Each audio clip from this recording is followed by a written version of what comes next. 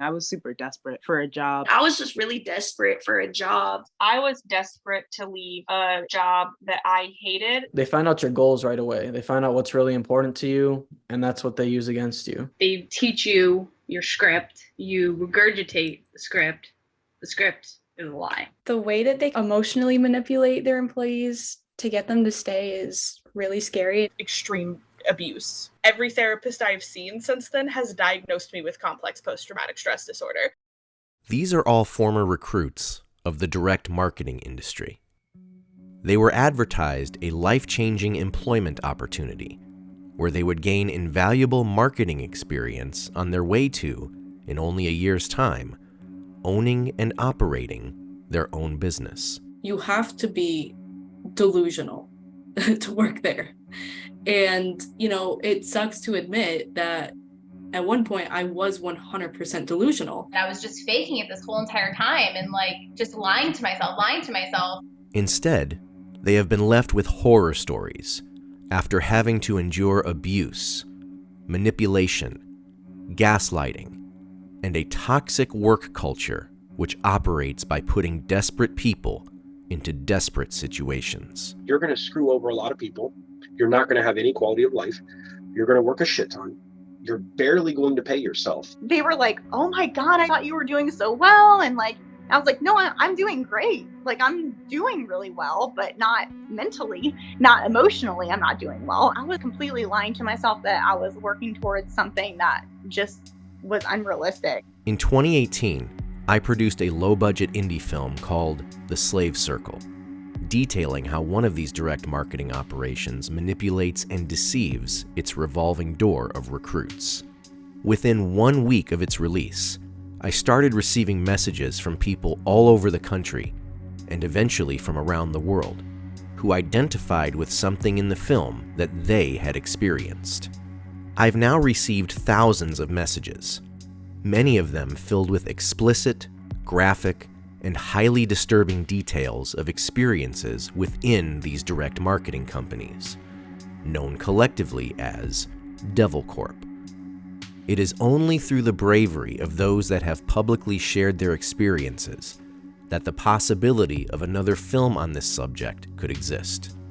These are their stories of working for an evil entity, an entity that relies on the cheapest of cheap labor to make a small handful of people wealthy, while manipulating and exploiting everyone else. 99.9% of people have no idea what they're getting themselves into until their brain is getting wiped on the floor with a mop. And they don't even know how to clean it up. They have no idea. They have no idea what to do to get out of it, and a lot of them don't even know they're in it.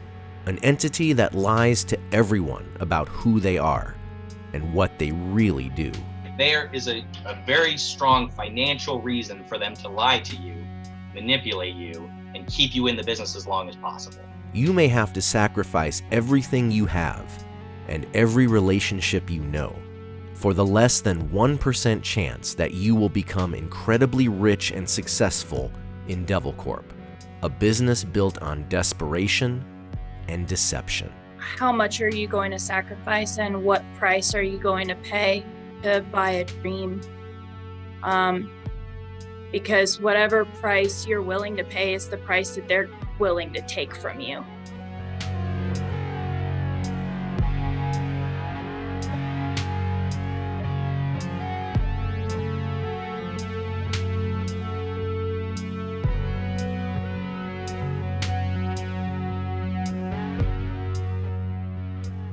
There are numerous suspects that comprise Devilcorp, beginning at the one-stop big box stores and major supermarkets, the second home for many Devilcorp recruits. Within these spend-inspiring walls, you may be approached by somebody wanting to talk to you about hair irons, bamboo pillows, and many other limited-time-only products. Valentine's Day promotion, President's Day promotion, what?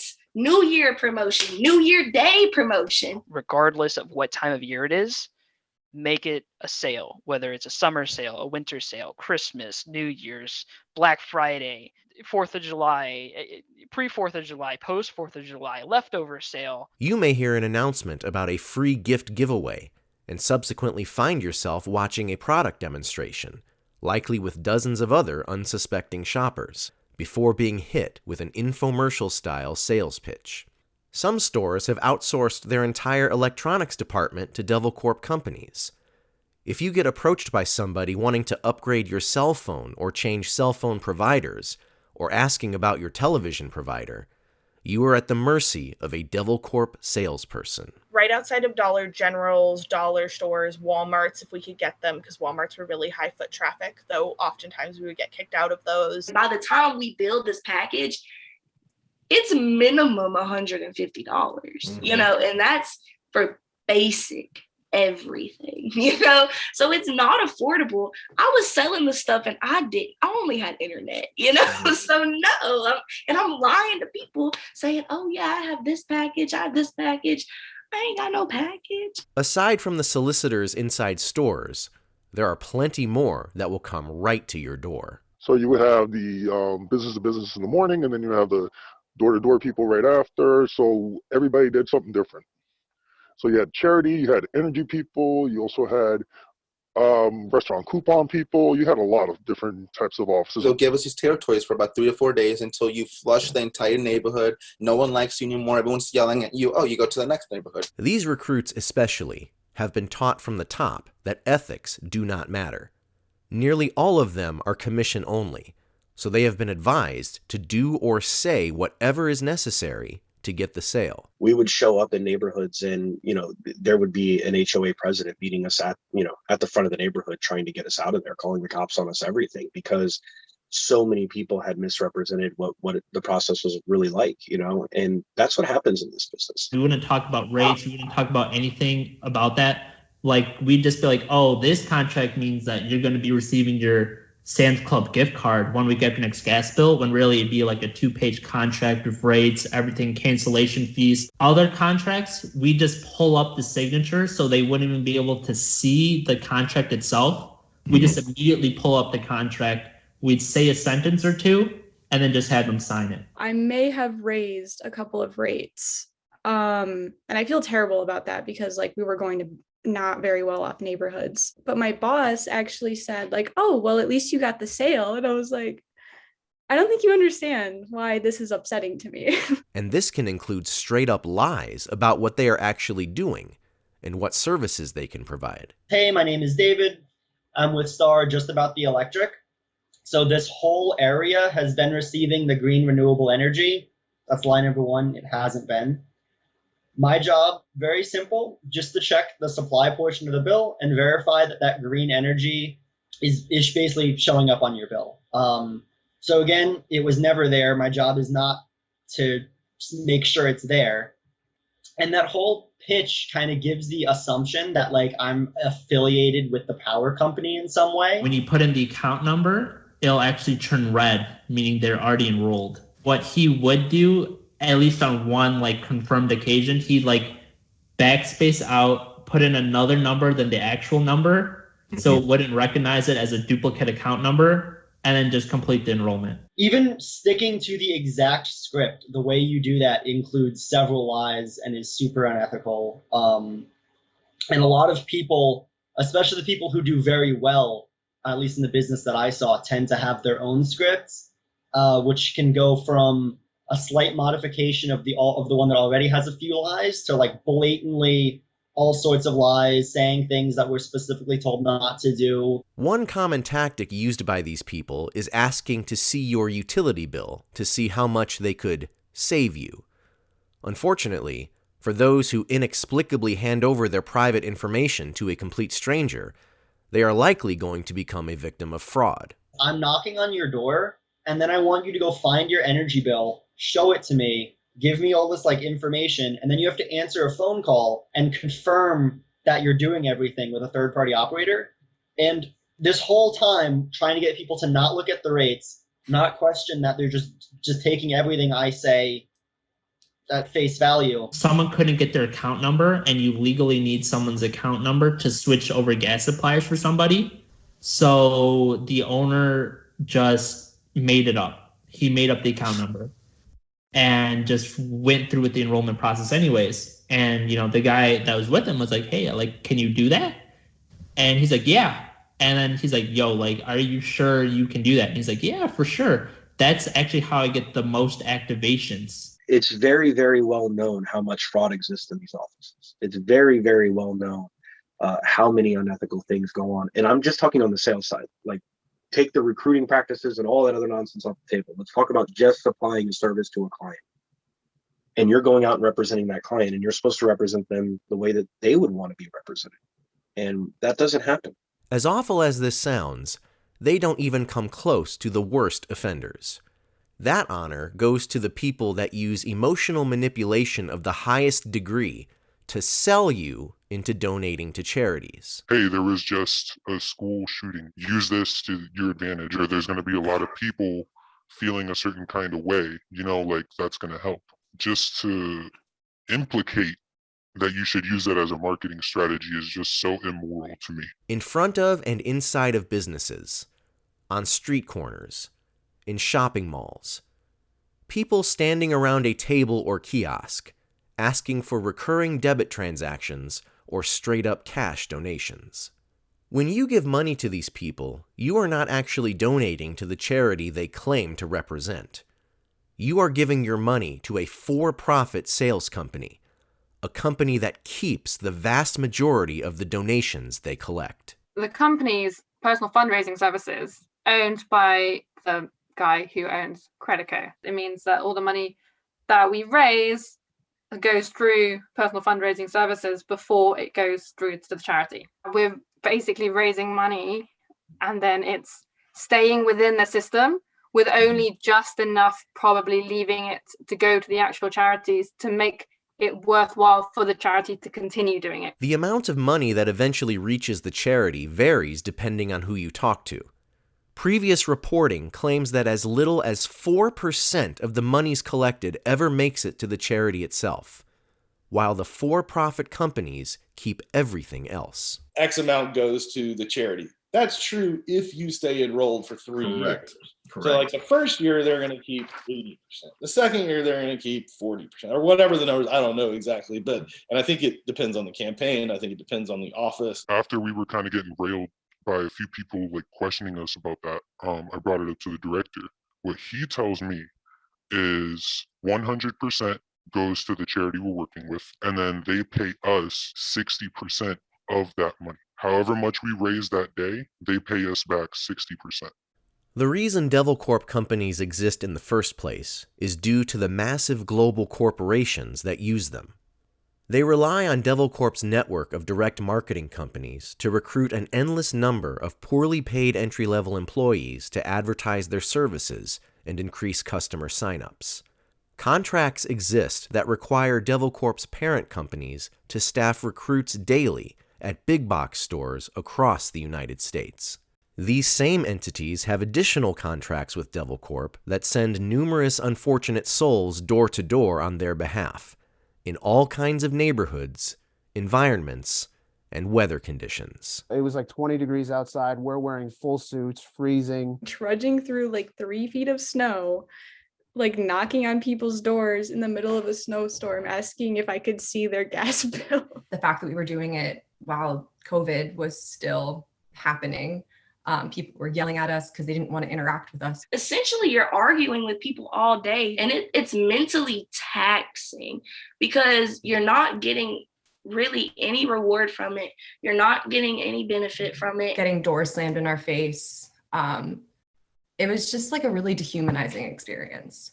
Instead of employing these salespeople themselves, it's much more economical to outsource sales to third-party companies that pay minimum wage or commission only, offer no benefits, retirement accounts, or paid time off, and have no problem working recruits 60 to 80 hours a week with no overtime pay. We had reps from Verizon come into our office, so it seemed more legit than what it was. So we weren't really as worried as much as people from charity or energy. Big box and grocery stores benefit from Devilcorp as well. For every sale made, about 20% goes to the store. You are not allowed to cancel a Costco show. Many legitimate charities hire Devilcorp companies to increase the number of people soliciting donations. You would think these contracts would remain in place for only as long as that charity somehow benefits from hiring essentially free labor to collect donations, despite only receiving a minuscule portion of those funds. Advertising and promotion is the second largest expense. The ASPCA spent $14 million just on advertising and promotion through these marketing companies. In at least one case, hiring Devilcorp companies actually caused that charity to lose money. In other words, the charity benefited less from hiring third-party solicitors than if they had never hired anybody at all. They collect over $1 million a week. All these marketing firms, like throughout the states, they collect over $1 million a week. That's insane. So you're telling me that even if the charity really were to receive 40%, they still can't afford to send out what they say they're sending out? Like we're saying we're matching these donations with, backpacks or kits to homeless shelters or pads to women's shelters. Like we're made to say these things. But with all the money that we're receiving, I'm not seeing any of these really go out as often as they're supposed to. It's not about providing good to the client, right? They don't care. They really don't care. I could tell you some absolutely horrendous stories of direct owners. I'm not even talking about people coming to the field in leadership. These are people that are running offices for Verizon, Inspire, Frontier, Home Depot. And the things that were being done were so far removed from being in the world of ethics and just operating with any kind of integrity whatsoever. And those things are okay. Sure, you're going to get called out on it in a national call, right? You might have a senior VP or somebody go like, hey, this knucklehead over here did this. Obviously, we can't do that. It's lip service. It's complete lip service. To staff enough salespeople to fulfill their contracts, Devilcorp companies need people, and they must continue hiring them nonstop. An ideal person is supposed to book 20 people by 10 a.m., which I have never done that before, and like 35 people by like the end of the day, like every day. I couldn't really comprehend like why every day I had to do this. I was like, you really want to recruit every day? Like you're constantly recruiting? I have never heard of a business like that. Devilcorp job ads are plastered all over every job recruiting website, filled with vague job descriptions and meaningless buzzwords meant to attract ambitious and desperate job seekers. Were you looking for strictly a sales position, or is training and development something you're excited about? And I'm always supposed to ask these open-ended questions. If I said to you, were you strictly looking for sales, or is training and development something that you're excited about? Like, you're obviously going to be like, oh, no, like training and development. Yeah. Like, let's go. These listings advertise positions with dozens of different names, yet they all end up doing the same thing. I did not apply for sales. I did not apply, certainly not to be an owner of a business. I think I applied for like HR or PR. They're putting an ad out and they're saying that you're coming in for a sports PR position, or you're coming in for this position, that position, full well damn knowing that not a single person applying to that position is actually going to do that. Devilcorp's ability to lure countless numbers of people into the business is due largely to making every part of the process, from the language used in the job ad, to the physical appearance of the office, to what is discussed and not discussed during interviews, to the specific words used by each office's employees when speaking to potential recruits, is scripted. They have such weaponized misinformation campaign that goes on from the moment you see the job ad until the moment you walk away from them. They literally hand you a script, from the systems to the pitch to the interview. Everything is scripted. This is how long the script is, but it's literally a script. My hiring manager was planning on wrapping up the interview process today, but due to a higher number of qualified applicants applying, they have decided to extend out the interview process here. That's something I honestly, I've never followed, just because I don't like lying, really. They had an admin. I could hear them having a meeting in the room behind me before I could even come in. after being an owner myself, I realized all of that is very staged. You schedule for people to come into interviews right at the end of your meeting so that they hear it, so that there's action, so that there's movement. They make the job sound appealing to every person they talk to by tailoring what they say to each specific interviewee, even if they completely make it up. Growth, a challenge, more of a team setting, stability, interaction with people, career, not just a job, something different. So there's a way for me to twist it into almost each thing. I had never heard of anybody in recruiting making 75 phone calls in one day, or memorizing a script and lying to people on the phone about the job. I've never been to an interview that made me feel like I had to be impulsive. And they prey on that. One thing Devilcorp emphasizes is that every person's opportunity for growth is equal. Everybody who gets hired is brought in at the entry level and is told they must all progress through the same levels of the management training program, culminating in a grand promotion to management and becoming owner of your own marketing company. For the second round interview, all my manager wrote on the 4 boxes, he wrote entry level $400 to $600 a week. Team leader was like $800 to $1,000 a week. Assistant manager was $1,000 a week, and then ownership was like $150K plus. The further you advance through the Devilcorp management training program, the greater commitment you are expected to dedicate to the opportunity. They really want you to spend as much time with them as possible. Be at the office for a leaders meeting at 7:30. If you have a one-on-one, you're probably there at 6:30, 6:45. My day was probably 9 to 10 o'clock, 11 o'clock if I had to have a critical conversation. If you didn't hit your quota, if you didn't ring bell in the field, you had the opportunity to go out after that to make sure that you hit those goals. 8:30 at night was when we were supposed to stop knocking on doors. If you weren't on the bell by then, you were expected to work until 9:30, which is when the verification service shut down. It would be like 1 or 2 o'clock in the morning that I was getting home.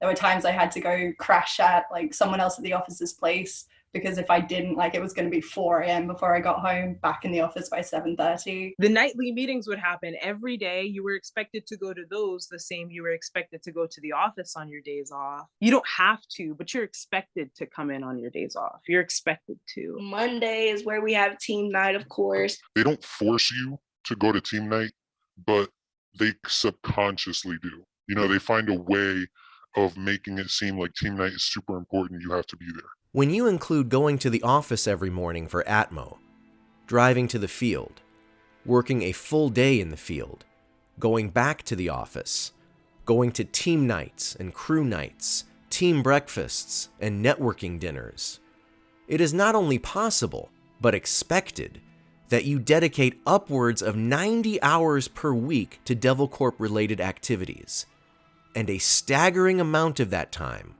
is unpaid. We were driving like 2-3 hours away every day. Going to team nights, networking, one-on-ones. 75 to 85 hours every week. I was still probably putting out like 75 to 80 hours in the field every week. The rationale is, if you want to own your own business, you must put in the effort and the hours, even if you're not making any money.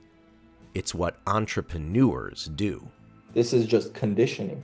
This is behavior control, conditioning, and reading through scripts to make it look like this is a legitimate business. You shouldn't have to work over 12 hours on a commission job. Like, that's crazy, you know? And no benefits, no PTO, no time off, no sick pay, no holiday leave, nothing. I knew too, it was gonna pay off. And that's what they teach you is make sacrifices now for the payoff later, no matter what the sacrifice is.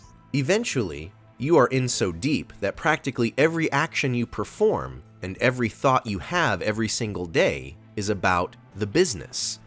You may also find that you have no money. I remember one day being in a parking lot of a Burger King, looking at my bank account with $5 in it, figuring out if I could either get gas or if I should get food from Burger King.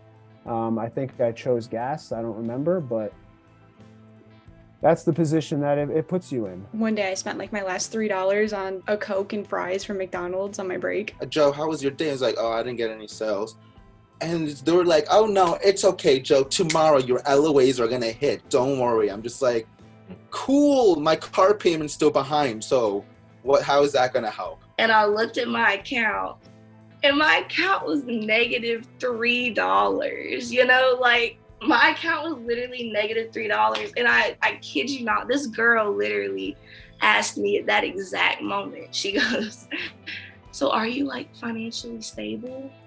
I was like, yes, of course. Meanwhile, I couldn't even buy lunch that day. But if you start to raise legitimate questions about not having any money, not having any free time, or the hundreds of hours you're working each week, you will likely be on the receiving end of a critical conversation about how you are being negative, are not dedicated enough, and are not serious about the opportunity. They constantly present everything as like an opportunity for you, but it's not an opportunity. It's just more ways that they can take advantage of you. I wasn't going to go to a team night one night and was like manipulated. I was told, that's fine, you don't have to go to the team night, but you're just not going to get opportunity.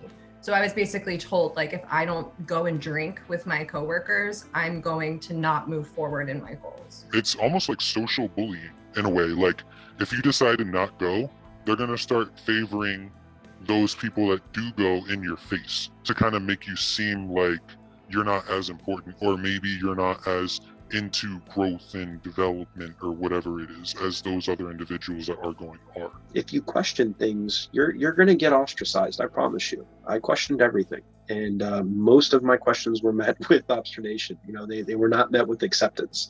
They were met with, why are you asking that? You know, what is that? Why is that important? They want sharp people. But then once these sharp people start to do what sharp people do and think, then they're like, oh, no, they don't need to be doing that. When you're in it, you're told not to question it. You're told to just trust it. And that's the way that if it was something to trust, they wouldn't have to tell you that. They have an answer for everything. And if they don't have an answer for it, either they'll get back to you, or how could you ask that question? Like, you're in the wrong for even asking. Be real with me. Are you just selling me a dream? And that's when he started to kind of flip it and become the victim. And he was like, why would you say that to me? I've sent you on all these amazing trips, and I was actually going to send you to Nashville next week. Like, why don't you trust me? And I was like, oh my God, you're right. You have sent me on all these trips, and you're going to send me on another one. Like, I'm so sorry. But I always kept that in the back of my mind. That's when the mind control happens. That's when the emotional connections are built so that you will give them your money on the back end to be a business owner. It is a MLM, and it is a pyramid scheme that takes the money later on. Devilcorp companies advertise business ownership as the prize at the end of the management training program. Once you have fulfilled enough requirements, essentially selling your soul to Devilcorp, your owner may decide that it's time for you to open your own office. It wasn't, this is what this is, these are your responsibilities, this is what happens. It was definitely sign here, date here, sign here, date here, put your initials here. Congratulations, you're a business owner. According to the Devilcorp opportunity meetings, this is where your life will change. You will become an entrepreneur, and you will run your own business. It's like we're selling a dream. Like we're not really selling the product that much, I guess, but what we're selling every single day is the big picture. I was always asking my owner, I'm like, hey, where do you go? Like when we leave, he's like, oh, I don't know. I might go home. I might go to the mall. I'm an owner. I run my own business. I can do whatever I want. Unfortunately, there are numerous things they never tell you during their management training program that make the reality of ownership completely different from anything they sell you in their opportunity meetings. In other words, everything you've been told is a lie. No one told me, like, oh, you actually won't make a lot of money your first year. Like, that's not what was promoted to me when I signed up for this, right? So it was like, you go through this training. After this training, you own your own business and you make $75,000 to $100,000 a year. I was like, Okay, I'll do whatever it took. I paid rent for an office space. The lease was in my name. Once you get to ownership, you kind of arrived, right? Like you at least have staked your claim, and put your flag in the ground, and now you have some ground to defend, when that really is not the case at all. I had a C Corp license. I got to name the business. I had employees. You're going to be running an organization for somebody else, and you're going to be really cowtailing what that direction is coming from upper leadership. It felt like I was a business owner, but Smart Circle and my regional owned my business. I didn't own it. The first lie is, upon reaching ownership, you will no longer go to the field. Instead, you will be able to run the morning meeting, do interviews, and call it a day. You will be able to kick your feet up in your office and enjoy as much free time as you like. Me and the other assistant manager who got promoted like probably 2 months before me, he's like, all right, let's go to the field. I'm like, to do what? Like, I thought we'd just hang out here, maybe do some interviews, watch TV, wait for the guys to come back. He's like, no, like, we got to go to the field. Like, we're the best ones. I'm like, I thought we didn't have to anymore, but not the case. You're telling people in an interview, once you get to ownership, you don't have to do this anymore. Please get to the field. This is the most important part. You got to suck and struggle through the field. So once you get to ownership, you don't have to deal with this anymore, right? And now you get to ownership, and the only way you're going to get a paycheck is if you go to the field. This whole time now for time later thing they teach you, it's like, whose definition of later? Because you go through the field, and it's give your time now in the field, and you can have your time later when you're an owner. And yet, what is it that they teach you your first year of ownership? Is be in the field every day with your guys. Always be training your guys. Get in the field, get in the field, get in the field. Well, what is it that you just told me in the field where once I graduate that and I get into ownership, I don't have to do that shit anymore? So it's this roundabout circle of no exit. You can't get out of it. You're always going to be in the field. In fact, owners going to the field is not only normalized in Devilcorp, but expected. Especially as rookie managers, there's none of you that aren't in the field. I'm not even going to ask who's not in the field, because that would be impossible if you're a new owner to not be in the field. Although you supposedly own your own business, somebody else gets to tell you how much time you need to dedicate to it. Whatever hobbies you have or passions you have, you're not going to be doing those because you have no time to do them. I only took off 2 days the entire year I was an owner. And guess what? I got raked over the coals for it. What do you mean you're taking off on a Tuesday afternoon, to go to your, little brother's soccer game? Like, you can't do that. What do you mean? Why can't I do that? Like, it's my business. I was like, are you going to go home? And she said, no, like, I just want a day of no stress, no work, no nothing. And going home would be a little bit stressful. And I was like, oh, okay. And she was like, this is my first day off in a year.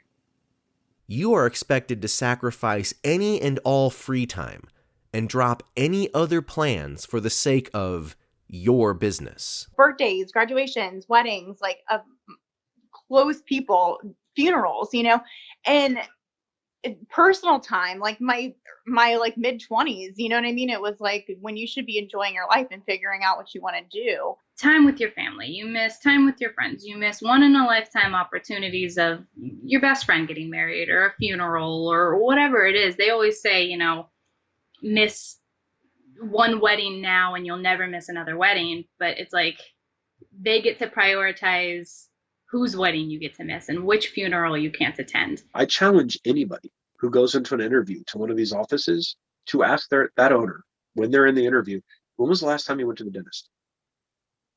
When was the last time you went to a doctor? They won't answer you because they haven't been. Their life is 100% tied into this business, and nothing else is going to come before that. I didn't go to a single doctor's appointment for 3 years. I just finally got my teeth cleaned, like maybe 2 years ago, because I finally was like out of the business and had I could schedule it and actually go and not have to cancel it because something came up. Like, I hadn't done anything preventative for my health care, nothing, in like 3 years because there was always something that came up that I had to cancel. The second lie is, upon reaching ownership, you will make at least $75,000 a year and easily get into six figures. There is no one that I know of, and I've kept in touch with a lot of people who have left the business, and there's no one that I know of who made nearly that. I think the highest, even personally, that I ever heard of a rookie owner making in their first year was maybe $50K. An average owner does not make $75,000. They just, find an average owner who paid themselves $75,000. It's going to be really hard. In reality, the people you have been trained to trust, your regional and national consultants, will actively tell you to not pay yourself, or to pay yourself only what you earn during your time in the field, which has now been cut by 3 to 5 hours daily due to you needing to conduct multiple interviews every morning. So the amount of time you have to let your law of averages play out and make actual sales is significantly decreased. I paid myself a $400 a week salary. And that's what I made as an owner for the entire time that I was an owner. Your regional and national consultants will tell you that this is to invest back into your business, and that many entrepreneurs barely pay themselves anything. And they talk about the ebbs and flows and the ups and downs, and any business owner in their first couple of years isn't going to see a ton of profit. With us, we just don't want to eat out of that little bit of profit. So, maybe skip paying yourself this week. My owner was not making any money. He would pay himself solely on what he was making in the field, working like 3 days a week in the field. My mentors and the EVPs and the regionals and all of them, they were telling me, all your money, all your effort, everything has to go back into your business. And it'll, if you put into your business, it'll produce out what you want it to. Well, I did that for an entire year, and I'm telling you, I barely left with anything. As a friend, I really got to see the dissonance between what they were preaching you could make and what he was actually able to afford to buy. Mm-hmm. And if you're in this business to make a bunch of money, I'm here to tell you, buddy, it ain't happening. You're not gonna make a lot of money. The sad truth is, many owners actually make less money after their promotion to owner than they did when they were working 10 to 12 hours a day in the field. I had so many managers tell me, I make six figures and six figures. And once I started pushing more and more real estate, I'm like, okay, well, show me your pay stub. Show me your tax return. Well, once I saw those tax returns, I was like, bro, you only made $20,000 last year. He's like, no, that's just my personal one, which is my business taxes. I'm like, you only netted 20,000. I thought you were this big baller. In my first year, I generated $365,000. How much did you make personally? On my taxes at the end of the year, I think it was $13,000. They're going to tell that 22-year-old kid, hey, you'll make $1,500 a week in the field. You're going to make $2,000 a week once you get into ownership. And then once you promote out a couple of deals, you're going to be making, $100,000 to $120,000 a year just off your overrides. That's less than 1%. He's number one in the organization right now, and he can't currently help his wife, who is 3 states over from him, pay for daycare regularly. He doesn't have a car right now. He Ubers. But just like still having to go to the field, this is something you rationalize. You have been conditioned to not question. You've trusted your consultants up to this point. You just need to keep trusting them and to work harder. I was up at 6 a.m. every day. I was in my office by 7, suited and booted, because you can't look terrible when you're interviewing these people and telling them how successful your business is. And then I would run my meeting, and then I would interview all morning, and then I would go to the field, and then after that I would go do business dinners and one-on-ones, and then I would break down not just days of my people, I would break down my managers' people's days. I was at my office by 6:45, 7 o'clock every single day, Monday through Friday. Saturday I was there by 8, and I did not leave before 10 o'clock ever. In almost 5 years, I could probably count on one hand the numbers of days off I had, if you want to call it that, because my days off were never really off, right?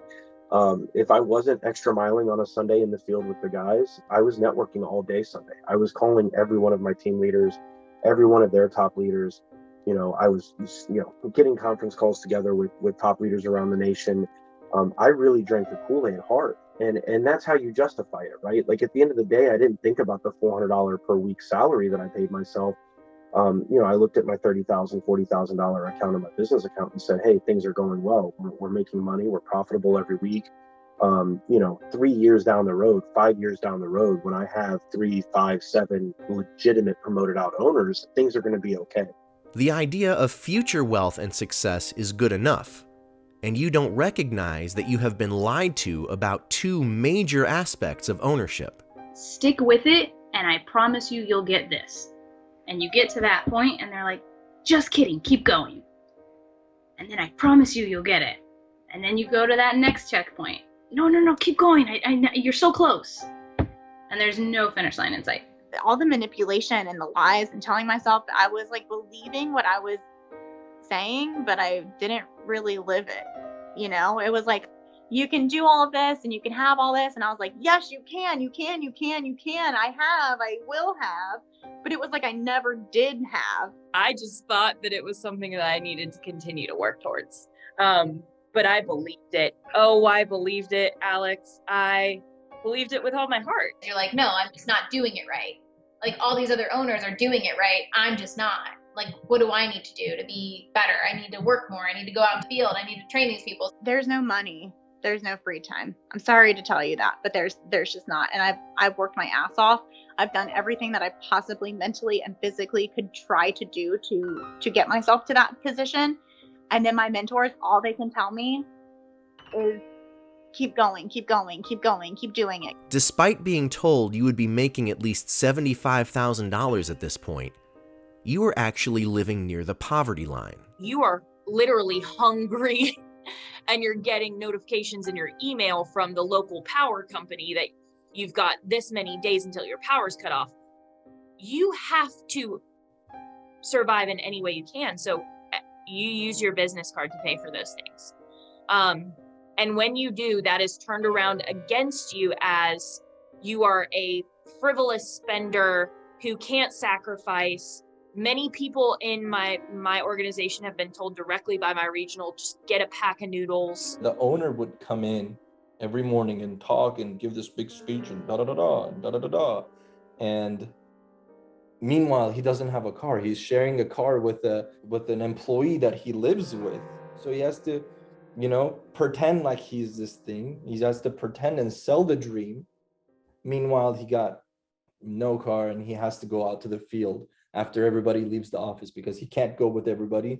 Otherwise, the whole thing would come apart. The most egregious lie of all is Devilcorp's use of the word entrepreneur, convincing recruits that completing the management training program results in you owning your own business. Oh, it's your own business. You can run it how you want. If you don't want to do it this way, then you can try it a different way, but I know what's best for you, so I'm going to tell you to do it this way. Hopefully you follow what I say. If you're a business owner, you're the top of the chain. There's nobody above you to consult you or anything. Yeah. So that really didn't make a whole lot of sense to me. Nothing about Devilcorp is entrepreneurship. As a business owner, you have absolutely no freedom to make any decisions about your business. Your promoting owner and regional and national consultants will tell you what you can and can't do. You being told that you're a business owner is actually you signing a contract saying, we don't have to pay you for you doing all of this work for us. P.S. Love you, Smart Circle. I got reprimanded for putting myself in a Holiday Inn instead of staying at an extended stay. As an owner, it might have been like an extra $40 a night or something, but I got reprimanded for it because that was a bad look on her reps to expect that. You have no control over where you open your office. He wanted to open up his office in Austin, Texas, and that is all he talked about, Austin. And he did research on Austin nightlife, and I was like, well, he's going to Austin. That's what's going to happen. And literally, like the day after he got promoted, all of a sudden it became Baltimore, Maryland. And I asked him, I said, like, well, Baltimore, what happened to Austin? And he got this very stoic look, and he was just like, yeah, that's what I want to do. And I was like, that's kind of weird that you changed that quickly. A month later of working my ass off as an assistant manager, and they're like, oh, I'm sorry, like, we can't split the Miami territory. And you're going to have to go somewhere else. But luckily, Orlando just opened because an owner just shut down. You also don't have control over the money your business brings in. Something they don't tell you until after you are promoted to owner is that you will have 2 bank accounts, a personal account and a business account, and your Devilcorp parent company has access to and controls both of them. Definitely, there are 2 accounts and they have complete control over them because, again, you sign that you're going to let them, quote unquote, assist you and guide you in your finances. They'll pay all your bills for you, which is pitched like, hey, that's a huge favor. But they're also in charge of all your finances and they control it. I would see how much everybody got paid, and then I'd see that my owner paid himself $100 every week. And I'm like, what? $100 every week? Like, what's up with that? And then I spoke to him about it. He's like, yeah, no, all my money is in my business account. I'm like, well, how do you take that out? He's like, yeah, let's go get lunch. He was like, yeah, the guy who's over my financials and stuff like that with Smart Circle, his name is David. He has my online mobile banking app credentials, like his password and username for his online banking account. And I said, Dylan, do you hear yourself? He was like, what? I was like, if he has access to your online banking credentials, he can do stuff to your account. He was like, nah, he can't touch it. I said, Dylan, if I can go into your account right now, I can do something with it. He was like, nah, they can just look at it. They're going to coach you that you only need to do your break even, right? So if your break even is $500 a week, then that's what you should pay yourself out of your business, and you should go to the field to generate that $500. The rest of your money should be going only to your business account, and you should leave it there. And you should grow that, accumulate that. Whenever you hear promotion about owners having money saved up, it's in their business account. It is not in their personal account. You will get awards. So those people that are holding all those awards are the people that have 50 grand or 25 grand or whatever it is, like in their holdings. So it's not technically, possession is 9/10 of the law. It's not technically your money. If you have, like 10 grand in your bank account and you have 25 grand in this bank account, well, you can't pull out that money. Something else never mentioned in opportunity meetings are all the extra fees owners are required to pay once they reach ownership. When they break down the business to you, they tell you the overhead is the rent and the supplies in the office. They don't tell you about HerbJoy. There's a company called HerbJoy and Aguiano Consultants. That payroll interface is owned by Smart Circle. They specialize in our business. And those people would run calls with me every 2 weeks with my manager and then his manager. eStream is the interface that you use as an owner to see your sales, to see different things. This was created by someone who actually works for the Smart Circle company itself. You basically are signing to say that you'll use Smart Circle's attorney, their accountants, their social media people. You basically use all of what they call their resources because these people already understand our business. I started looking at the company websites of all of the companies and started thinking, oh, they look quite similar. And then realized that they're all using Brand Lective. But then I realized Brand Lective is also under this address, which links it to the rest of the credit code addresses as well. They're also just getting money from owning this website company and then getting all the owners to pay for their website. Although you are told you are the business owner, you have no control over who you can choose to perform these services, even if a different party might save you and your business a substantial amount of money. My parents begged me to use our family tax guy. They were like, what are you talking about? It's your small business. Use our business guy. Why are you paying them $100 a week to do your taxes? And you also can't answer questions for us about these people or things that are going on. Some Devilcorp consultants have found multiple ways to milk maximum money out of new Devilcorp owners. Some have purchased business property and require new owners to lease office space in their buildings. If you then Google that address, it is the same address as the offices of these companies. And after I found this information, I actually did approach some of the managers and asked who owns our building in London. And it was another guy who was a regional consultant. Other Devilcorp consultants have created their own recruiting firms. and are charging ridiculous fees to do something that you could hire someone else to do for a fraction of the cost. And it's all being made by that owner's wife. So all those people are having to pay like $65 to that owner's wife potentially a week to post memes, $65 or whatever to like be a hub manager, whatever the fee is, you know what I mean?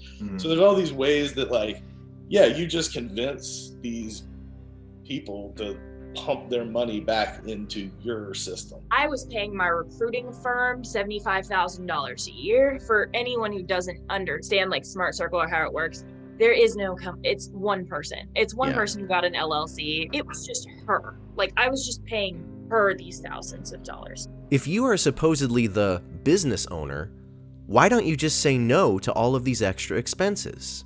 It's like forced out of the account. Like you said, you're forced to use it. And it's like, what if I want to do my own recruiting? Or what if I want to write my own ads?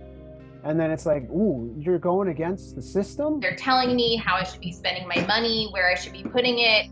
And when I didn't want to do that anymore, then they would be coming to my office and then they would be like blowing us up on phone calls and saying like, oh, this person isn't doing this and that and this and that. This is what I noticed. And you could tell that it was about you, but it's because you're not listening to them of how you want to allocate your money. And it's your money, but they want to manipulate you how you need to spend it. And if you don't do that, then you're going to be treated like crap. And at any time, for any reason, your business can be shut down. You're not going to have a choice. We are going to shut you down on Monday, and you are going to come to Ken or AJ's office, and this is what's going to happen, right? And that was the verbiage that was used. Now, if you're a business owner and you own your own business, how could anybody ever tell you that? And it really didn't make sense that they were able to take everything from her and shut it down entirely, because effectively she was the business owner. It was her job to do all of that. It was her job to see, okay, we're not making a profit. This doesn't make sense anymore. So how could somebody else go in and shut her down like that? You don't run your own business at all. They can shut you down whenever. If your business does get shut down, you have two options. The first is to go on a retrain. Your promoting owner shuts down your office and then sends you wherever they feel like, and you go back to level 1 of the management training program to learn the business all over again. So they chose to put their business on hold and shadow one of the best in the business, and oh my gosh, they learned so much, and look at them now, and they become this success story for Smart Circle, when in reality they weren't making Smart Circle money, so Smart Circle shut them down. And they're living on another owner's couch, literally, or on an air mattress, in a living room, whatever the case may be. And they've got to hope that they can rebuild a crew fast enough and that they can make enough money in the field that they can move into their own place. Every single one of those owners that I know has had to close their business and open up under a different name or different location or start from scratch. Technically, I have two owners in my office. One's basically on a retrain, but I don't think they want to tell anybody that. They always promote that you can't fire yourself, right? They always promote, I don't know if you saw those in your opportunity meetings too, but if you're an entrepreneur, you can never fire yourself. No, you can get fired in Smart Circle. A retrain is being terminated. Their whole entire life is upheaved, and they're probably not going to make it out of the retrain, to be honest. I would tell you most owners I saw on retrains, they didn't make it more than a month or two. Your second option as a failed owner is to just cut your losses and quit. If you do this, don't expect to receive the money you have accumulated in your business bank account. Even though it's your business and your name is on the account, your business's money belongs to your parent company. And my owner told me, he's like, yeah, I took 60 grand out of the business and they gave him hell for it because it's not his money. It's Smart Circle's money. What do you mean you had to call your hub manager to see if you could take out 60,000 of your own dollars? He's like, well, that's just how it works. When people would call me, I'd ask them, before I told them why I left, I was like, why do you want to stay? Why do you want to be an owner? And they said, money, free time. I was like, well, guess what? After I close my office, after taxes, after my bank reconciliation, I still don't have my money. And what I will get is almost $10,000, and that's all I'm leaving with after taxes. I literally went to the ATM at 3 o'clock in the morning. I pulled out what the ATM daily withdrawal limit was, and that was it. And I didn't care. The rest of the money I let go. I didn't want to fight for it. I didn't want to argue about it. I didn't want to call Ken and go, okay, are you going to give me my 30 grand? Are you going to, like, I didn't care. I honestly, at that point, I looked at it like, it's okay. Like, that money is honestly like my endowment to get the hell out of here. The business that advertised the opportunity of a lifetime, the prestige and freedom of owning your own business, a 6-figure income in a year's time, potentially unlimited residual income through your outside deals, and all the freedom you could ever want, has forced every last drop of value out of you and left you with absolutely nothing. And you don't get unemployment. So you're terminated without unemployment. And you may have no money, no income, you have no time to interview. You're just kind of left out like, garbage thrown in the street. I heard owners crying, full on in tears crying in national calls because they're getting shut down. And you can tell their life is dramatically affected. And they're going to be in a really tough spot. It's not even broke as in you don't have money. You go over the hump of not having money and you go straight into debt because you're that much in the hole. When I closed, I did not leave with any money. I was left with, I believe, $5,000 in debt in my business account. They get into debt. They get opened up as an owner. They can't make it. They can't pay their bills. They can't cover payroll. If they're on the roadshow side, it's even worse because then they've got a whole inventory management control system they've got to deal with that most of them don't know how to deal with, by the way. And the next thing you know, you've been an owner for 3 months and you've got a $30,000 head office debt. How are you ever getting out of that? In Devilcorp, there is no entrepreneurship. There is no owning your own business. In fact, the entire business model is make-believe. An ICL. They tell you it stands for Independent Corporate Licensure. It's basically what they use to describe the office. Well, this is kind of like an LLC, right? Most people know LLCs. However, if you Google the term ICL, it's nothing. It means nothing. It's not a legal term. It's not a business term. It doesn't mean anything. So for those of you who are in the business, if they keep talking about ICLs, congratulations, you are in one of these companies. He was talking about the paperwork, and he kind of showed it to me. I'm like, hey, don't sign that paper. And they're like, why? It's like, you're giving away power of attorney. You know what that means? No, not really. You're giving them the rights to everything. He's like, no, they're going to look after me. We have a national marketeer or some banker or some bullshit. I'm like, no, that means you're giving them your money. They can take as much money as they want out of your bank accounts. Don't sign anything. Don't sign shit, because if the shit hits the fan, you're fucked. He didn't pay attention to me. He went to somewhere for 2 months and then he quit. This is definitely about promoting rather than running an office, because the more you promote, the more money you'll make. So the more you promote, the higher up the chain you'll go and making more money. But keeping up the lie of business ownership is necessary so offices can continue to recruit. To this end, Devilcorp owners must front wealth and success, even if they are broke and miserable, which the vast majority are. The only way they can hope to get any money or any success out of the years they put into this is to recruit, which means they have to pretend like they're happy. Yep. So it's like the system hinges on this situation where you have to be miserable and unhappy and poor, but pretend like you're happy and successful.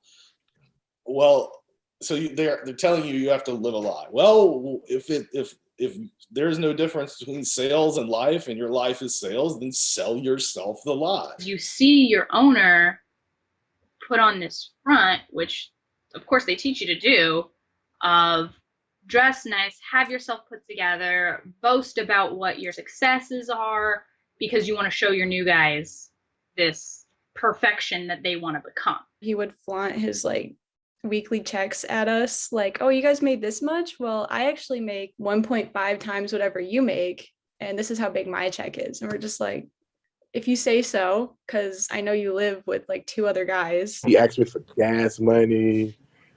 He used to steal out of the Walmart we were working. Like one time he just told me, hey man, hold this bag and come walk with me. And I walked to the parking lot in his car. And he's just pulling out steaks and ribs, just raw meat. I know the other day she was crying and she tried to hide it but she comes to me for like just support in general. And I'm always like, I'm always telling her to eat. I'm always telling her to go home. They're probably carpooling with their leaders. They're probably carpooling or taking public transportation to get in and out of their offices. They don't have money. All of their money is tied up into a pseudo business account. And by the way, that money is probably not very much either. I would tell you, most owners that I know of did not have money in their business account. Their business was operating on a paycheck to paycheck basis. They were waiting on their direct deposit every single week. They would pay their payroll, and then they would hope that they could scrape together enough to pay themselves a paycheck. As crucial as the fronting of wealth and success is, it is only possible to a certain degree. Since owners don't make any money, at least nowhere near the six figures they were promised, the success they are able to show is limited. You can sometimes tell just by the way they present themselves. The same suit they've been wearing for the whole entire week, maybe they have one or two pairs. The debit card all fucking beat up. I'm like, what? You make six figures. How come you're not carrying an Amex card? We get in the apartment, which is beautiful, but there's like 5 people living in it. I'm like, wait, the CEO lives here? He's like, yeah, he lives here. I live here. And then 3 other coworkers live here. I'm like, what is going on here? He was always talking about, once I get into management, I've got the money, I'm going to get a Tesla. And he had a pretty old car at the time, so he figured I'll just trade it in. And I was like, okay, he's getting the Tesla. That's what's going to happen. Here he comes. He gets a Tesla.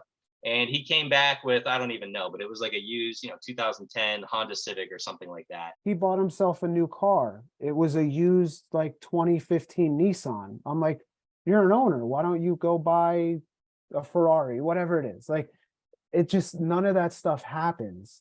They talk about it, but it doesn't happen because they don't really have the money. It's all smoke and mirrors. Since you are lied to at every level of Devilcorp, it makes complete sense to believe that even regional and national consultants, the unbelievably rich and successful, the white rabbits you should always be chasing, are also not living the lives they constantly sell to everyone in the business. And it should come as no surprise that you'd be right. I would be so interested to see the W-2s of the consultants, the cream of the crop. You want to get them on your Zoom calls. Some of them didn't even want to give up their taxes. I guess they were so embarrassed. Some of them was organizational consultants, the higher up. And when I saw them, like 50,000. I'm like, no wonder you guys live with all 5-6 people in one house. There's a regional VP that I did my assistant management training with, and straight up told me that she pays herself $40,000 a year. A regional VP. She really held on to the fact that she was able to buy a $4,000 bed and not wink an eye at it. And I was like, you know what? Good for you. It looked like a fake Rolex. It could have been real, but I think it looked fake.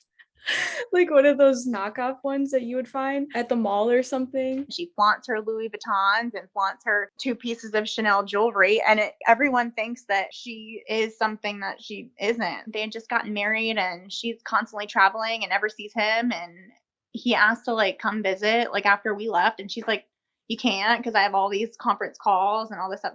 And I was just like, what kind of life are these people living? Like at what cost are you rich? And to me, I think that like changed my mentality about what rich meant. And then I thought about the fact that Ken is at his office at 9:30, 10 o'clock at night, and he's a national consultant. Now a senior vice president, still at his office 9:30, 10 o'clock at night. Do you think Bill Gates lives that life?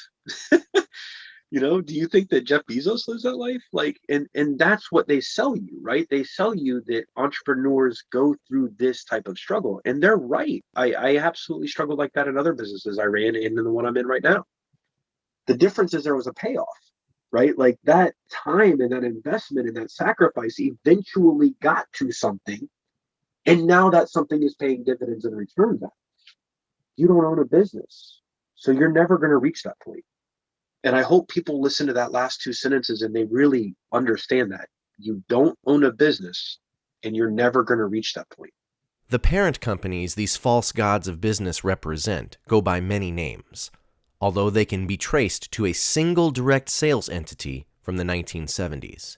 There was a gentleman named Murray Reinhardt way back in the 70s. that had a direct supply door-to-door company.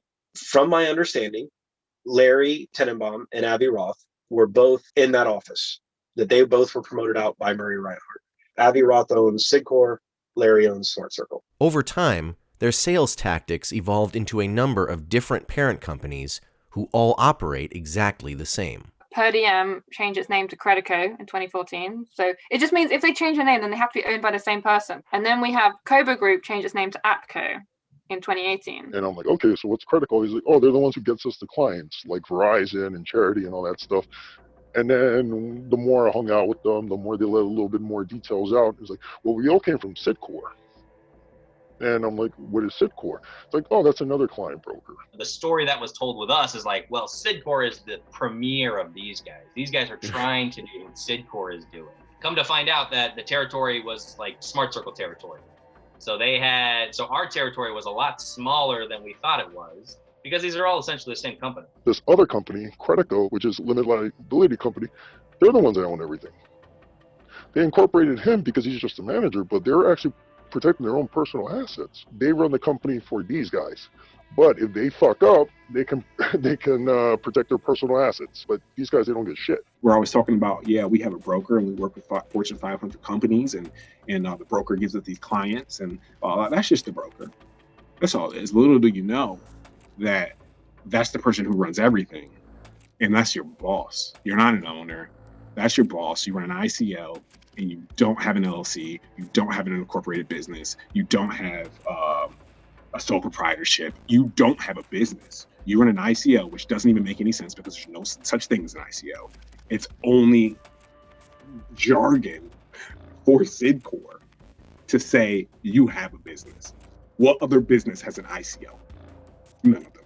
The names of the parent companies are often never mentioned in the business. You could work for an office for months and never hear the name of who really controls your office's operations. I get taken to the R&R weekend, and we're like checking in at the hotel in Jamaica, and it says Smart Circle over there. And one of the guys that was on my team, he's like, "Are we Smart Circle?" I was like, "Well, it says our names there, so I guess." I had no idea what Smart Circle was until I saw Smart Circle signs, and I'm like, wait, what's Smart Circle? Wait, am I with Smart Circle? Is that what's going on? Okay, then I'm like, just like put it back in the back of your head. An illusion is created that the office you work for is an independently run marketing firm. These are very prevalent businesses. I know a lot of times, especially if you're in it, you feel like, well, we're unique. There's no one else like us. We're doing something totally different. Literally, I interviewed and met with 3 of the exact same model businesses before I even got to my first company that I worked for. I interviewed with one company, trained with another company, and then now I work for another company. Like, I went through 3 basically. Every company is linked by this company, and you can see that they actually own 383 companies. Like, these are all like Credico companies. On social media, you may be able to see the names of Devilcorp parent companies in the background. Some photos have been intentionally blurred to hide their names. Our website does not mention Smart Circle whatsoever. It's not anywhere on LinkedIn. Credico is like really hidden. If people didn't like ask the questions and do the digging to find out what Credico was, like no manager wants to just like give away like, oh, this is our parent company. If you can convince recruits that your office is a unique small business led by an ambitious entrepreneur, it prevents them from researching the parent company and finding out what they have really gotten themselves into. Yeah, we're on these business calls with all these other people, and we network with all these other people, but we're independent. I'm like, hey, dude, is this a Smart Circle company? And he's like, how do you know about Smart Circle? So, and I was like, okay, because I've heard this and that, and this, and then he suddenly got defensive, and all of a sudden we couldn't talk about it at all. I said, how does Smart Circle get paid? And he was like, Jordan, you know what? And as soon as he said that, I knew he didn't know. He was like, to tell you the truth, I don't know. But he was like, why do you care? I was like, why do I care? Because that's everything. He was like, Jordan, you sound bogus right now. I said, you sound bogus. This whole company sounds bogus. He was like, Jordan, you sound like an idiot right now, man. Is Universal Events like the parent company? Are they an umbrella company? And he just straight up lied to me. He was like, no, I have no idea what you're talking about. And he pulled out all of his papers that shows that he's the CEO of Royal Connections and all of this. And like I said, I don't have any business knowledge or legality knowledge, so I'm just looking at papers with his signature on it. I don't know what those mean. This is not your business. And he goes, yes, it is my business. My name is on it. Like, I own it. I work for myself. And I'm like, yes, but are these people not taking a part of your earnings? And he goes, well, yes, of course. And I'm like, so what are you talking about? Like, what are you talking about? The guy that owns Smart Circle also owns Innovage. And I'm like, wait a minute. So he owns the original company, he owns the manufacturing and distributing. Does he not also own the Vibe Concepts? It's like, oh no, that's Andy. He owns Vibe Concepts. Then how does he own Vibe Concepts? You know, how does that work? And they really weren't able to answer it other than, oh yeah, Andy got promoted from another company. You're selling their stuff. You know, Larry Tenenbaum owns multiple factories in China. And so when you're on a makeup line, or you're in Costco or Sam's Club or BJ's, you know, wherever it is, and you're hawking today's pillow, today's iron, today's mattress cover, whatever it is, those products are all 100% manufactured at Smart Circle. They're just not, you know, under a Smart Circle umbrella, but it's Larry's company. Smart Circle is taking such a huge piece of the pie, and so is Sigcor and so is Credico, and they do a really good job of hiding those metrics from the owners. Most owners really don't understand how the flow through happened. They have no clue. It blew my mind the number of owners that I knew in the roadshow division that did not even know that they were selling Larry Tenenbaum products. They had no idea that the products were coming from Smart Circle directly.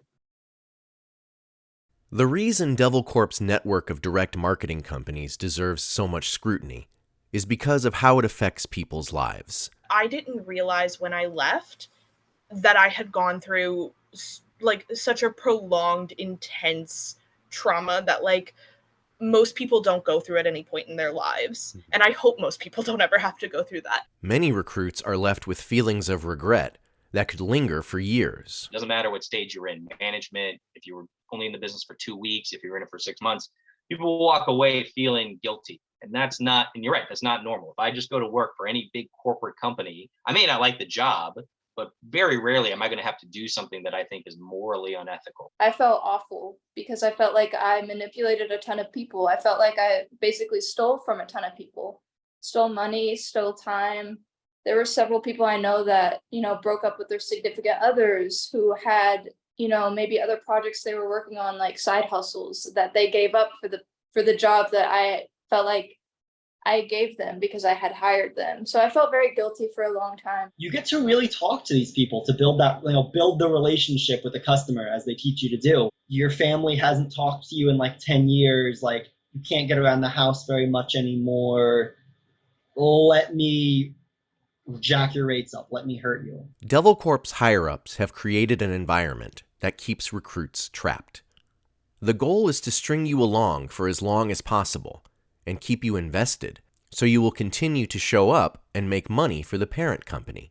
They use mental and emotional manipulation to make you want to surrender everything to keep your opportunity, including your relationships, your finances, and your mental health. I've seen people starve, not be able to pay their bills. I've seen relationships end like mine did.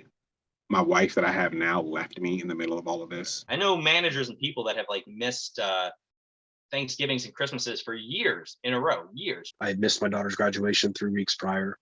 I haven't seen my family except for one day, literally. I flew home the day before Christmas. So I flew home Christmas Eve. I landed at like 8:30, 9 o'clock at night. And then I flew out the day after Christmas morning back to Philadelphia. So I spent Christmas Day with my family down here in Florida. That was it. That was the only time I saw for like 3 years. And I barely saw my family. I spent every holiday in the field, every holiday at home. You know, it was, you can probably tell like I'm like about to cry because it was awful. It was like the worst experience. I hate the fact that you're never home. You work so much. I didn't want you to come here just to share a space with your stuff. Like, why you're never here? Like, you're overworking. And people at work convinced me to leave her, and I did. I moved out. I did it in such a shady way too. I She was at like a birthday party at that point. I went home, I packed up all my stuff, and I just left and I texted her. We didn't talk for like a solid 6 months after that. My dad had saved $50,000 for me to go to college. And when I got my directorship, my ownership, I told him this is what I was going to do as a career. I'll tell you now that $50,000 is gone entirely.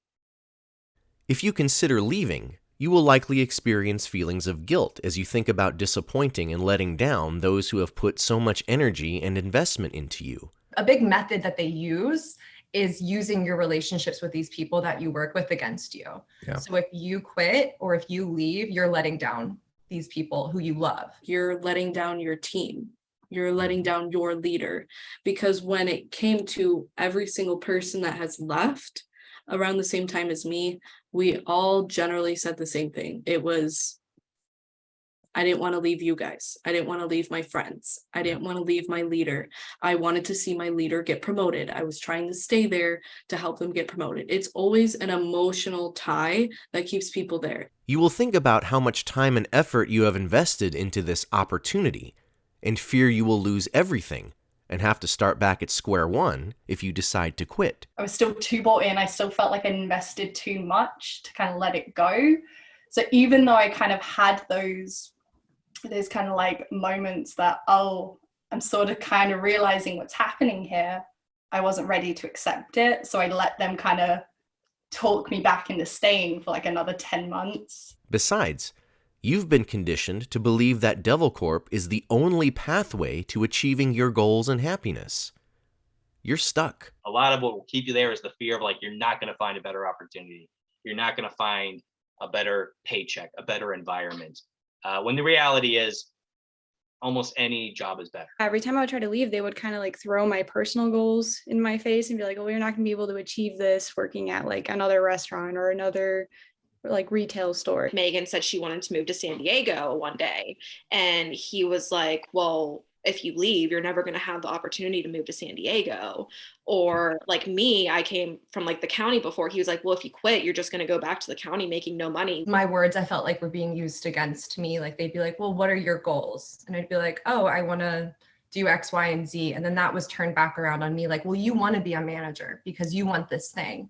And I felt like it was very clear, like signs of brainwashing. Your consultants have conditioned you to manifest only what they deem acceptable, including only positive thoughts at all times. Their manipulation techniques are exquisite, and they know exactly what to say. They know exactly how to, make you feel like, okay, well, this is all on you. Like your attitude. Any sort of emotion, any sort of feeling, any sort of opinion that you create yourself is not really taken into their good graces. It's not something that they encourage because it's not something they can control. I sat there and I said, I'm broke.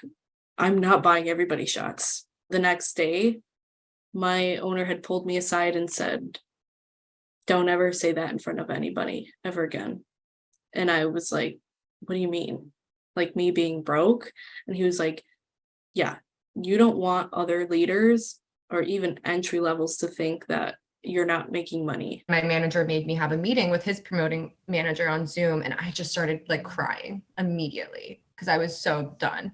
She starts telling me I have a victim mentality, that it's my fault because of my attitude. My aunt and my mom were in town, and I was on conference calls where we were sitting having lunch together. I just remember like getting off the call and being like, this is all going to be worth it. And I love what I'm doing. And I was like completely lying, to myself and to my family about, how happy I was. This prevents you from being able to think when things seem off. Like if the opportunity is really legitimate. If you're not making enough money, it's your fault. Anyone can be a millionaire, but it's your fault because you're not working hard enough. That's bullshit. Everybody can work equally as hard. It's just not possible for every single person who works for Sidcorp to make 6 figures a year. It's mathematically not possible for that system to work. We all want money. We all want success. We all want the dream.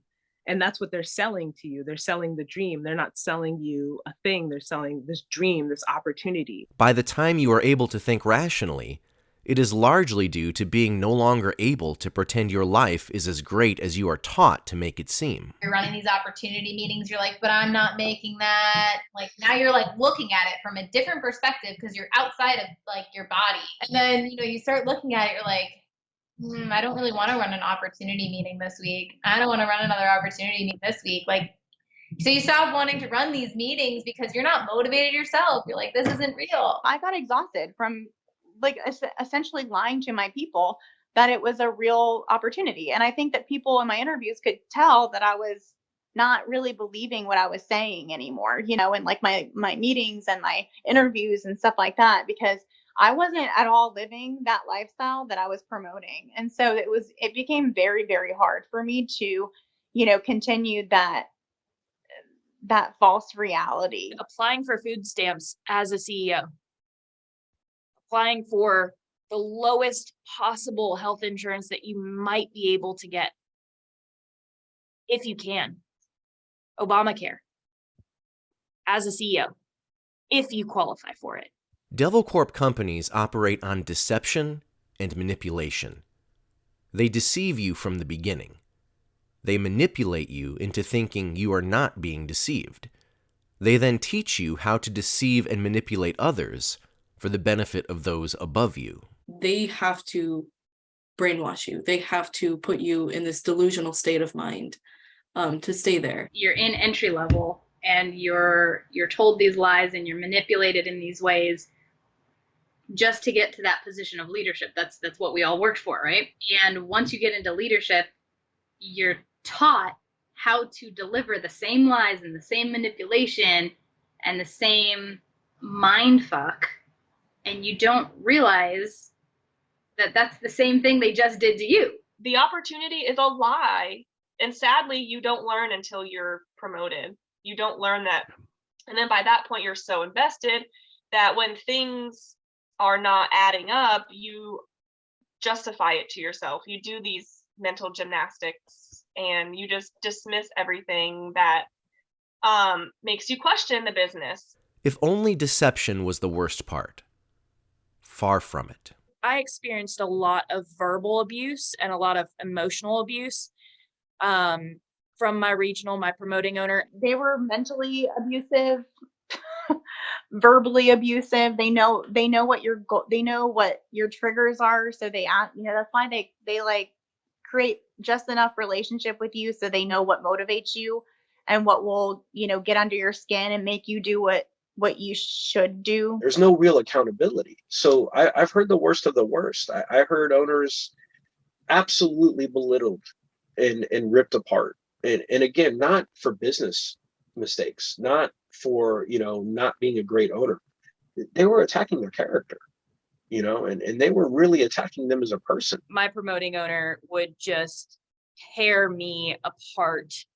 Any positive trait that I would have as a human person was out the window. It was that I was less than trash. Larissa called and cussed me out and told me that I didn't effing understand about the company and like I should be grateful and I'm selfish and I don't know anything about business. And I was like, that's the problem, is I applied to a PR position. I did not apply to be an owner. I didn't apply to own my own company. I was manipulated and convinced that I had no other opportunity. Things that should never be tolerated in today's workplace are prevalent throughout Devilcorp offices. He would offer me weed and things like that, and I was like really uncomfortable by it because I'm like 18 and they're like in their 30s. It was just really weird. And like I'm at their house too, so it's kind of strange. We had a couple of guys in Jersey and whatnot, and they were all cokeheads. Crap ton of cokeheads. I mean, if you're working those type of hours, you're going to find a form of substance to keep you awake. Even if you're making pennies, but you still want to prove that you're this big badass manager or this big badass owner, you're going to want a form of substance. But most of them, yeah, they were addicted to cocaine. We even had a kid die he overdosed from heroin in the Times Square office. And the kid was only like 22, 23.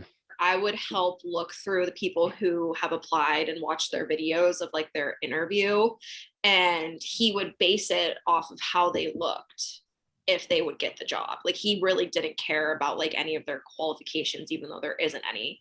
He just based it on if they were good looking. Something that has become a Devilcorp cliche is owners hooking up with, dating, or even marrying their admin. I've seen leaders in relationships with their leaders. I've seen owners in relationships with other owners and swapping people like human capital based off of what that office needed at the time. In an entire segment of my organization, it is known for, it's not incestuous, but that's how the higher ups describe it, is like, don't commit incest, which means like with your peers, but it's rampant. You see a lot of them, they marry their fucking, what they call assistants, because they can't get anybody else but them. Anybody else is like, well, I thought we were making six figures. You know, we have a baby. This is only fucking $10,000. I'm going to leave you. So he is actually married to the former admin of the like previous owner's business. My promoting manager asked the girl in my office, another outside deal of his, and his admin to be his bridesmaids in his wedding because he married someone who was a former admin. So like they keep it in the family. If you want to be good at this business, you have to like marry into it and have someone else who's just as crazy and just as brainwashed as you are in it. Every single person at Ken's wedding was in the business. Every single person. Everyone. No one was there that wasn't in the business. That should tell you something. And it doesn't have to be admins. Devilcorp owners are often willing to at least attempt to hook up with pretty much anybody. I've seen a lot of managers go to other offices and basically like a predator, try to pick out who's the beautiful one in the office and take them out on the field and talk to them all night. And, you know, after that, they quit. And I always ask them, why'd you quit? It's like, oh, because he was being inappropriate after. He would like sexually harass like every woman in the office. And when I brought this up to our HR person or our admin, she was like, oh, not in my office. This isn't going to happen. And then didn't do anything about it. And then I think he finally got fired after like 3 more months of that. There were just many, many times where he would make weird comments to me and Megan and all the other girls in the office. And like, I have a boyfriend and he knew that and was like trying to be really close to him, but then would still make those comments. And like, it was just very uncomfortable. Then there are the appalling, inhumane working conditions recruits are subjected to. People would just cuss at you, belittle you, call you names, and you do this to like 200 people a day. Yeah. And that's minimum that they want you to do. We would be freezing cold. I couldn't feel my feet. I couldn't feel my fingers. And I was told it was my fault because I wasn't prepared. We had the smoke from the fires in Canada last week. It looked like Mars outside my window and you could barely breathe. But they were definitely working. Imagine the most horrifying things a person could experience. Many Devilcorp recruits don't have to imagine it. They've lived it. Every door we knocked on, everyone was like, why are you girls out here by yourselves? Like, you should not be out here. Like, this is super dangerous for girls like your age to be here. There were times that people like propositioned me as if I was like a prostitute. She's like, oh my God, I don't know what to do. Somebody like just tried to grab me into their house. Yeah, there were definitely times that I was like, I don't feel safe at all. But there was a lot of pressure to keep going. And I'm like, well, did you tell Mark? And she's like, Mark just said to keep going. She's being followed. Like, we're just really uncomfortable. Like, it's getting dark anyway. Like, we're just going to call it. I don't think any of us even got a sale that day. And he, instead of like asking if she was okay, like wondering if there's anything he can do for us, making sure we're safe, he says, okay, we'll just stay out and like extra mileage just so you guys can get a sale. Like, didn't care at all about our well-being or us being safe. In Devilcorp, things that should never be allowed in any legitimate workplace are normalized and are just another challenge to overcome. Our promoting owner was like, yeah, just like, I want Kayla to be able to fire someone, like give her someone to fire. And there was a common theme of pretty much everyone in the office, like referring to our Arabic coworkers as Habibis. One girl that worked with us, she was Black and she dressed very nice and she was very pretty and always very professional. And Mark would call her like Nicki Minaj all the time. He would like use the fact that he's foreign as like an excuse for him just being blatantly racist and sexist. He'd be like, "Oh, I'm foreign. Sorry, guys, I don't know." He's yelling at me, and so I start crying because he's yelling at me, which I think is a very human reaction to have. And he looks me up and down, and I swear he looked right at my stomach and went, "Is there something else I need to know about?" But there was no HR. And I would ask him, like, what do we do if we want to report something to HR? And he would say, "I'm HR." And I was like, "Well, what if the complaint is about you? Like, that's not allowed." And he was like, "Then you go to his hiring manager, who is his ex-girlfriend." And I'm like, that's not, that doesn't work. Because you own a business, right? Own a business. There's no HR, right? So if they talk to you, however they talk to you, who are you going to go complain to? Normalizing an environment so far removed from normalcy requires the targeting of specific groups of recruits. It was mainly college grad that I was told to look for, but they don't know anything about the workforce. When you graduate college, you don't know anything.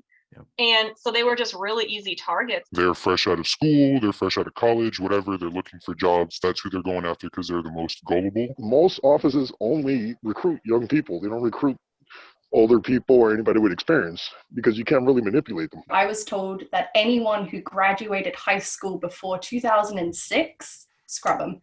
They were overqualified is what we put them as. They try to pick out young people, and that's exactly what they taught me to do when I'm interviewing for people that have the right mentality. They're like the best people just because they have that student mentality. They're looking for growth. They want a career. They don't know where to start. They don't have experience. Their target demographic is actually people fresh out of college.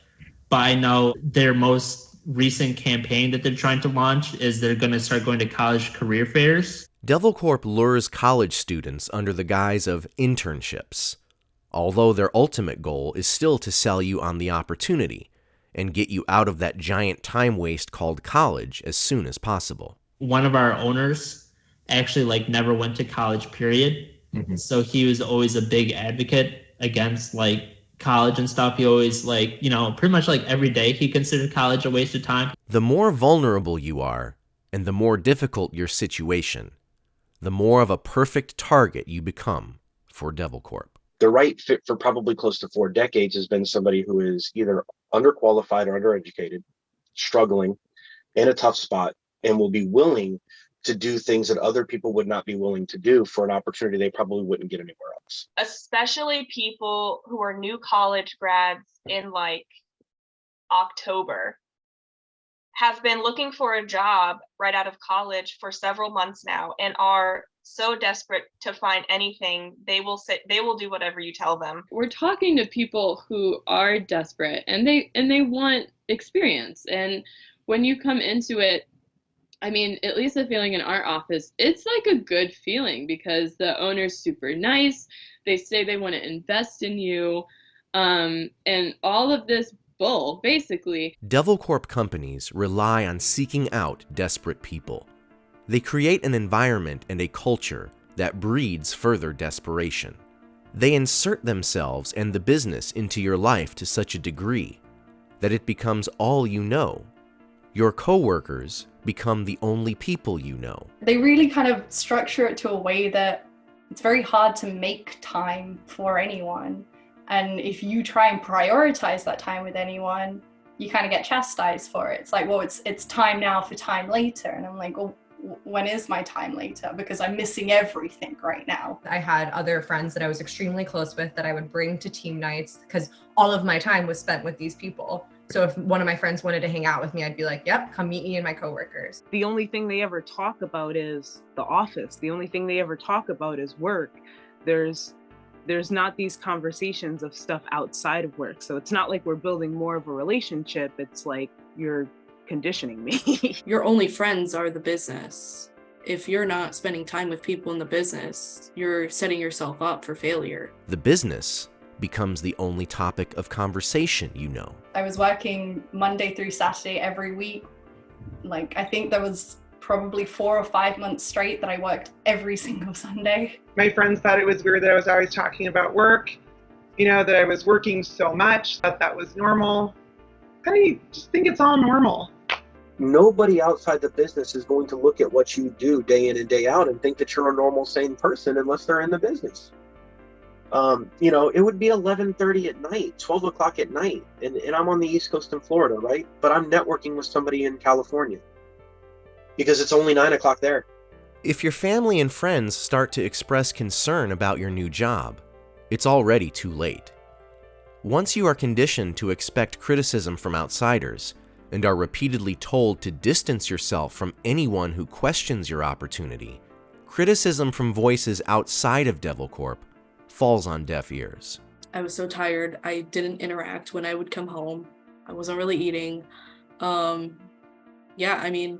Everyone around you can see it, but you. Every night I would come home visibly exhausted and just like miserable, and he would try to talk to me and say like, why don't you try working, like where he was working at the time was sales, but it was like obviously way better than that. He was like, why don't you try applying here? Like, I know you would be really good. You would love it. And I just like wanted nothing to do with it. And I feel like it caused a lot of, issues in our relationship because I was never home. I was always exhausted, and he was trying to like break into me, like, wake up, like, just get out of there. My family members, they noticed that a lot of times I was prioritizing the business and working and, so set in my own ways, like, no, this is the right way, that I started to get a little disconnected from them. Nobody that's not involved, they're not going to listen to them.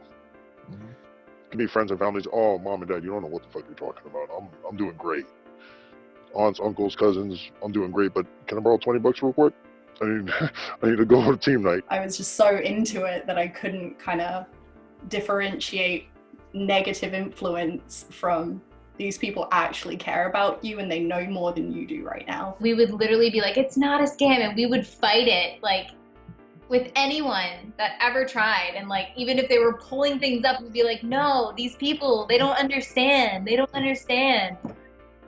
And then you get out and you're like, wow, I didn't understand. At some point, you may be lucky enough to have a tiny sliver of time to yourself, when you don't have to break down somebody's day or be on a mandatory conference call. A tiny amount of time to think. And that's when it could happen. A moment of clarity. I had a flip of the switch moment when he asked me this question. He asked me if being a director was something that I really wanted to do. Now, it wasn't the question that actually woke me up.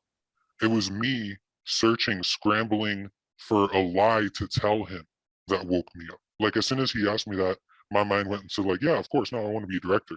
I didn't say that, but in my head, that's where it went. And I was like, wait a minute, that's not how I really feel. So why am I trying to say that it is? I called my parents and I was like, you know what?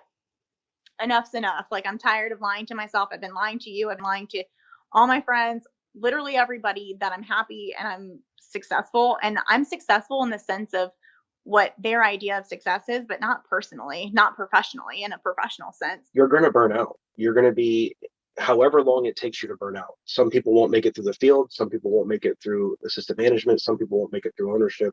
Some people will get to promoting people out and then they realize, wow, I just watched 5 people relocate their entire family and life across the country, fail in under 6 months. Now their kids can't eat. That wears on your conscience big time. And because the way the business promotes promoting people out and how to do it, that's the commonality. I would tell you, hands down, 5 years in this business, 95+% of owners that I saw promoted out failed in under 6 months. Larry, is this a good business? Can't be better. Can't be better. People making money? It's raining money, baby. Devilcorp companies have been called many things.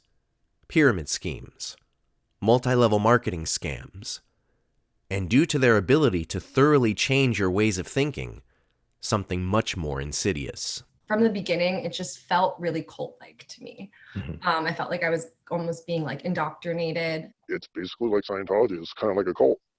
They want to attack you emotionally and mentally before anything else. Everything I see inside Smart Circle is exactly what I see from people who are in Scientology. It's the exact same thing. I mean, you couldn't tell them different. right? If I took the names and the pictures off and I just talked about the things that were done between the people in each cult, you would never be able to tell them apart. You only know that they're different because one happens to happen in a business world and the other one happens in religion, but they're the exact same thing. It is, at the very least, it is very culty. Whether you want to call it a cult or not, it has a lot of characteristics of a cult. One tool commonly used to determine how culty a group is the BITE model, developed by cult researcher Dr. Steve Hassan. According to Hassan's Freedom of Mind Resource Center, the BITE model describes the specific methods cults use to recruit and maintain control over people. It outlines 35 tactics used by cults and cult-like organizations to control a person's behavior, emotions, and the amount and type of information they receive. We were spending 6 days a week with these people, like I said, like 12-hour days with them. They were who we were hanging out with on the weekend. We would drink with them after work. So this was really our social circle. And I think that that is a huge tactic that they use, is they isolate you and they overwork you. So you're tired and you don't have anyone like outside of the bubble to kind of hold you accountable. Running to the office like on like 30 minutes sleep after chugging like a 5-hour energy drink, feeling like I'm about to have a heart attack, and people like clapping you on the back for it, be like, good job, you did a good job. And you're like that was not good for me as a person. Like, in general, like, why are you celebrating this? They're them versus us. Oh, people who have a minimum wage job or have an hourly wage job, or no matter what, they're not living like we are. We're gonna be millionaires. Have you thinking that everyone's against you. They'll have you thinking that no one understands. The thing that Jason would always say is like, oh, your parents, they don't understand. Like, they don't understand the business we're in. They don't understand what we're doing. But when you're making millions of dollars and you're paying for their house, they're gonna thank you for it. Thanks to the former recruits who have shared their experiences, we now have evidence to confirm Devilcorp companies utilize at least 31 of the 35 control methods. That's 88% of the tactics in the BITE model. They would tell you, like, you're doing this great, except you need to do this different so you can do it better. And I found they called it the build, break, build. Nothing you do is good enough. It will never be good enough. You have to do exactly the way that we want. And even if you're doing it the way that we want, you can still be doing it better. And it's this sense of there's no satisfaction, there's no actual like success in it. Everybody has cut me off. Like, even his reps, like, they stopped following me on Instagram because he told them that I, just lied to them about why I was leaving, and so they had this beef with me for a while until they decided to leave the business. Don't talk to him. Don't reach out to him to see how he's doing. He's not a good person. They call these people that quit dead, or they died. So if somebody quit, they're considered dead. Or if somebody left, oh yeah, no, they died. They truly made me feel like I couldn't go anywhere else. It was always like, oh, you're going to be stuck working a 9 to 5. You're going to get a promotion in like 5-6 years of like 2%. You're just going to make someone else money. She was talking to the owner and she said something along the lines of like, oh, I just never thought I'd be doing door to door. And it was like automatically like planned. I felt like an autopilot response where he's like, it's not door to door, it's business to business, as if we're not going literally from business door to business door. Her leader pulled her aside and she's like, you're kind of nigging out and you need to keep a more upbeat attitude about this opportunity, and you wouldn't want to squander this opportunity. So it's like emotional bullying right after like a single second of critical thought. Then there is the frenzied lauding and worshiping of the business's supposed rock stars. Inside this MLM, these people are known everywhere. They're such a big deal. You bring it up outside of that, nobody's ever heard of them. They're revered. These people are talked to like they're gods. And so anything they say is just the Bible. Somehow he has the secret, he has the answer, and you're listening to them talk. When you listen really closely, they don't have the secret, they don't have the answer. But if they tell you they do, and even though they don't, they make it sound like they do, but they don't. They all look up to these figures of quote unquote business, but if you talk to anybody in like a real business setting of any kind of industry, they don't know who these people are. They're looking up to this quote unquote leader. These are all culty things. I trust my intuition, and they broke me down to a point where I stopped using my intuition, and I stopped thinking, and I just started repeating what they said to me. And I think that once you get to someone to that point, then it's no holds barred. It's fair game. You can do whatever you want. You can manipulate them however you want. This business is a recruiting funnel. It has nothing to do with the product or the technology or the service. It's about people, you know, and how many people can we get into this cult? How many people can we get to believe in this cult? And then out of those people that believe, how many are actually going to be successful? I was kind of the essential, like, perfect victim for a cult because I was in a new city. I didn't know anyone. My family was thousands of miles away. I'm desperate for work. When you're in that situation, you're going to ignore every single red flag you see. When it comes to red flags, Devilcorp companies possess plenty. If you look for them, you will be able to sidestep a potentially life-ruining mistake. In today's internet-driven culture, there is no reason to not research the company before you set foot in the office. Google the company's name. Look for reviews. If some of the reviews say the place is a scam, and others glow endlessly about how great and life-changing the place is, with very little middle ground, that's a huge red flag. The reviews about the business that I interviewed with online, they were really bad. Like, really bad. Like, said scams, said all of these things. And I was like, no, it's okay. Like, she got shut down because she's not a good owner. And like, that's what they had told me when I brought up the reviews. We talked about the rip-off reports. We talked about the crappy reviews on Glassdoor, and we were trained how to combat those things. Many Devilcorp owners require recruits to write positive reviews about their company. You can spot these fairly easily because they all adhere to the strict scripts of the systems. I'd probably write 4 or so reviews a week for like Indeed, Glassdoor, Google, and the reviews were mainly focused on, like they make you work 10 or so hours a day. You write your review and be like, yeah, people just don't understand to really make money. You know, it's rewarding to work these 10 hours a day. You were just trying to overcome the objections. It's literally like you're out in the field. If you read the entire job ad, from beginning to end, every single word, and still have no idea what the actual job is, that is a huge red flag. Before you even go in, you need to pry on the phone. And if they are vague AF on the phone, they're going to be vague AF in office as well. And they also talk a mile a minute. They're very good at shrouding the truth. Until you're in it, you don't really know what it is. When everybody started asking me what it was about, I couldn't honestly tell them. I was like, I don't know what they do. I just know that they do marketing. My friends and my family, they were like, oh, you had this interview, like, what are you going to be doing? And I would be like, I really don't know. And they're like, okay. I was like, I guess I'll find out. Like, super excited about it. Many recruits will go through the entire interview process and even their first day in the office and still have no idea what their job is. They made the job seem like it was like we're coming up with marketing campaigns for AT&T in the Houston area, and we're gonna come up with different ways to reach different demographics. But no, it's not until I was in that car going to the first door, I didn't realize, we're going door to door to sell AT&T. He parks the car in the middle of the neighborhood. I'm thinking we're going to his house or something. No idea what's going on. And then I'm with another guy that started the same day as me, and he's like, what are we doing? Are we knocking on doors or something? He's like, yeah, like, what'd you think we were doing? We were in the office in the morning. We were going over the systems. I was learning them. We went out to the field, and my first day was at a Walmart asking people to donate to this nonprofit.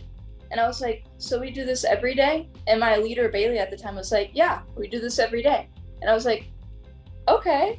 If you get contacted for an interview and have no record of ever applying to that particular company, that is another huge red flag. I got home and I looked up the company and I couldn't find like my application or anything like that. Does the company's website include details about what the company actually does and how they generate revenue? Or are there just a bunch of empty, cliche buzzwords? When you go to a Devilcorp website, there's nothing. It's just word salad. You don't know what they do. You don't know what type of business that they operate. They sell something, is it a service provided, or it's always like entry-level marketing and these terms, but there's nothing concrete there. During your interview, is it difficult to get clear answers about job responsibilities, how you are compensated, or basic employment questions? Dig more into that, like get them to actually answer, because we were told to lie in interviews about how it wasn't door to door. And I just remember like feeling like I was like beating around the bush whenever I was interviewing people, because I knew I couldn't say that. Every time you try to get a question answered, they just somehow give you 3 more questions. You know, something as simple as like, oh, well, the company's hiring for a marketing executive. What do you market? Can never find out. The 3 questions are tricky. What is the day-to-day? Who are your clients? Is this sales? Those are great questions. I completely understand that those are questions that you need answered. But my owner, the owner of the company at the end, is going to answer all of those questions for you. And then we'll be able to see if you're a right fit for us or not. Yeah. Like, and you turn it to where you're asking all these questions, but you don't even know if we want you or not. That builds the fear of loss in them. Then they pretty much shut up a little bit. Even the sharp people. It's called the AIR principle, which is what they used. It was acknowledge, ignore, and resume. So I just kind of acknowledged that I said it, completely ignored it, and was just like, all right, let's just like get going. If you have genuine questions and all they do is reflect them back on you and be like, why are you asking me this question? Like, this is a fault in you. Red flag, run.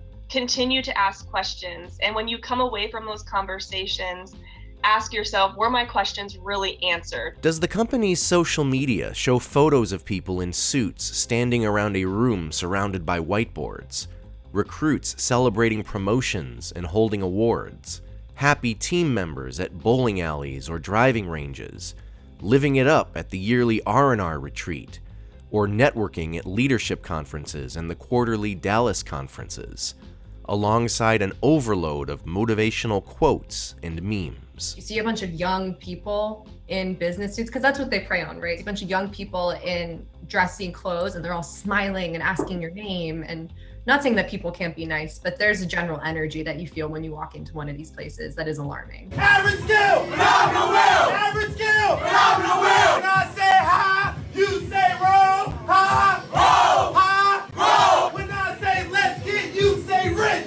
Let's get rich. Let's get rich. If they have a weird fixation on Wolf of Wall Street, that is a red flag. If they look at that movie and say, I want to be like Jordan Belfont, that is a red flag. And I know it sounds silly, I know it sounds stupid, but if you've been in this business, that is the character that they all emulate. They all fantasize, and they all look and dress like that guy, act like that guy. They reference that culture of hustle culture to validate the fact that you will be working endless. You will isolate yourself from your family, negate all reason, and you will sacrifice yourself for a better tomorrow with Smart Circle. And at the end of the day, does it all sound too good to be true? Listen to your gut, because that's what we didn't do. We both saw the red flags, but we like went along with it anyway. I knew in my brain it wasn't right, and I was disillusioned, but I kept spouting the nonsense where I was like, yeah, this is cool. This is cool. Like, I was going off the things that were good, that I liked, instead of being honest. This time next year, I'm going to be like a millionaire. It's fine. You just don't get it. And yeah, it took some time to kind of wake up from that like pipe dream and be like, oh, okay, that was all bullshit. Try and think critically of what you're seeing around you.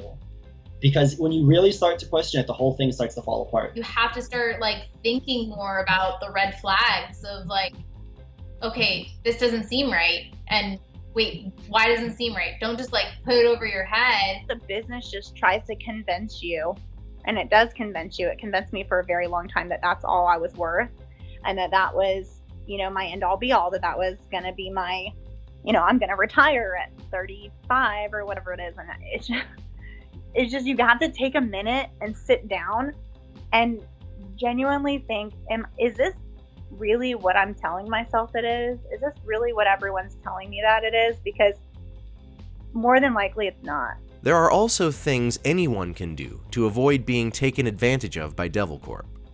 When it comes to being approached about donating to charities, it is always okay to say no and walk away. If it seems sketchy, that means it probably is. If you see someone walking up to you in a parking lot and they're like, hey, this is for a really good cause, we take tap to pay, credit card, we take all that, don't do it. The safest thing to do is to donate directly to the charity itself.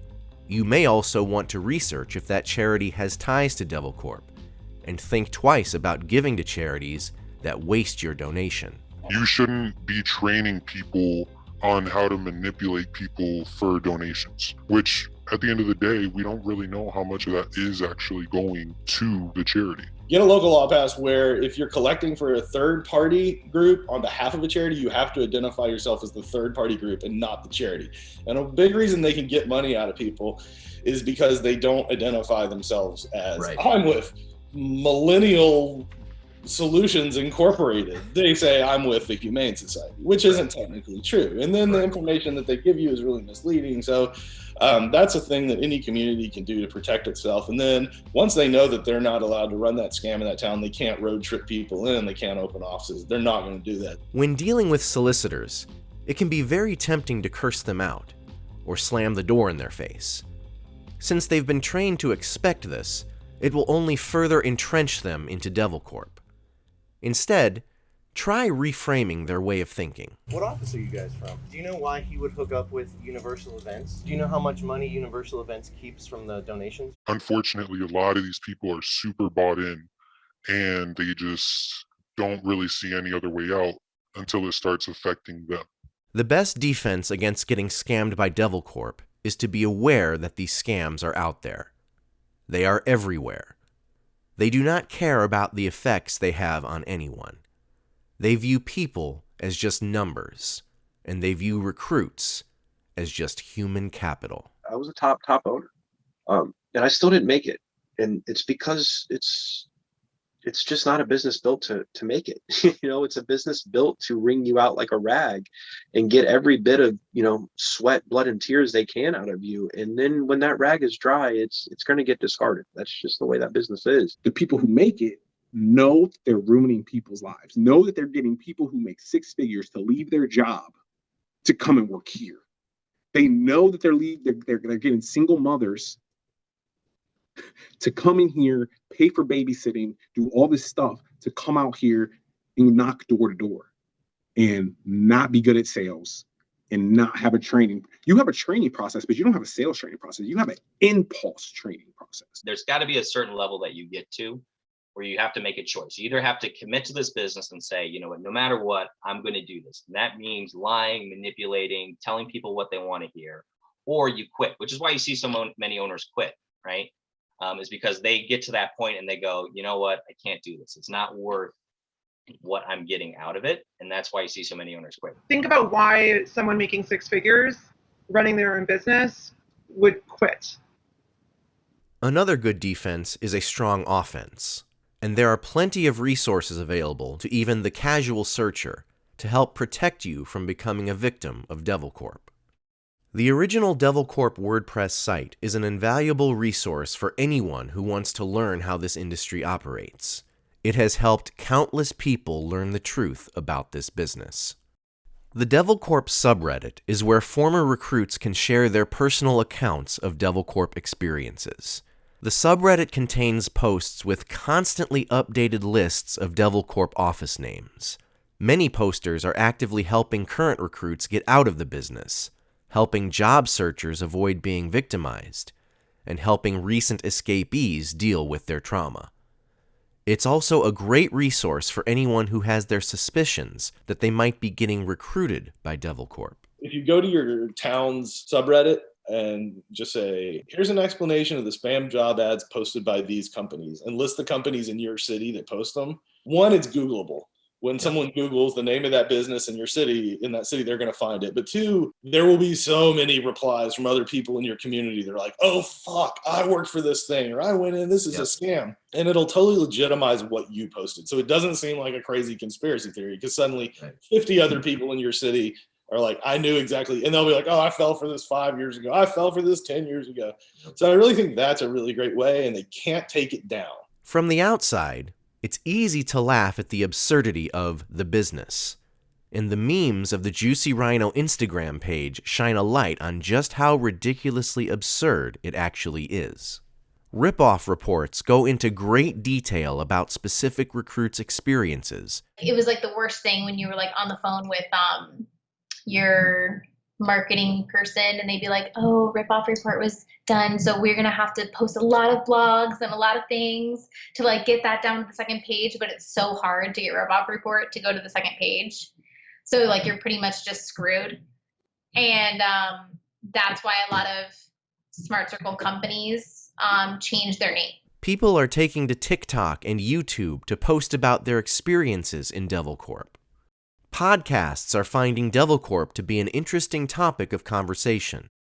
Media outlets are finally taking notice, including reports by the BBC and Australian Broadcasting Corporation. As their co-workers look on, the men are encouraged to simulate sexual acts on colleagues who fail to meet their daily sales targets. And because Devilcorp offices are so loud and obnoxious, individuals who have never heard of Devilcorp are learning about it after it bleeds into their normal, everyday lives.